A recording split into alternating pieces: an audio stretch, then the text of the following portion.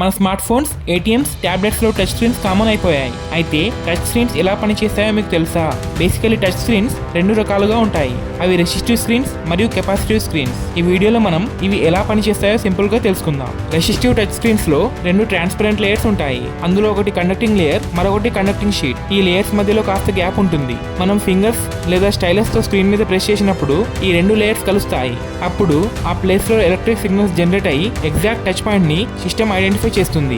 అయితే ఈ touch screens hand gloves లేదా స్టైలస్ తో బాగా పనిచేస్తాయి. కానీ వీటితో ప్రాబ్లం ఏంటంటే వీటిపై ఎక్కువ ప్రెషర్ అప్లై చేయాల్సి వస్తుంది. అలాగే రెస్పాన్స్ కూడా కాస్త స్లో ఉంటుంది.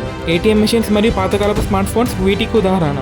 ఇక రెండవ రకం వచ్చేసి capacitive touch screens. Capacitive touch screen లో గ్లాస్ సర్ఫేస్ మీద కండక్టివ్ మెటీరియల్ కోటింగ్ ఉంటుంది. మనం ఫింగర్ తో టచ్ చేసినప్పుడు మన ఫింగర్ పై ఉన్న నేచురల్ ఎలక్ట్రిక్ చార్జ్ స్క్రీన్ పై ట్రాన్స్ఫర్ అవుతుంది.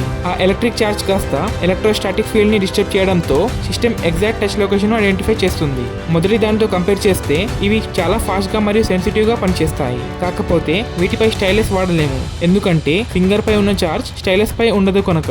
ఈ టైప్ టచ్ స్క్రీన్స్ మన మోడర్న్ స్మార్ట్ ఫోన్స్, ట్యాబ్లెట్స్ మరియు స్మార్ట్ టీవీస్ లో ఉంటాయి. సో ఫ్రెండ్స్, ఇన్ఫర్మేషన్ కనుక నచ్చితే వీడియో లైక్ చేసి నా ఛానల్ ని సబ్స్క్రైబ్ చేయండి. Thank you for watching the video to the end.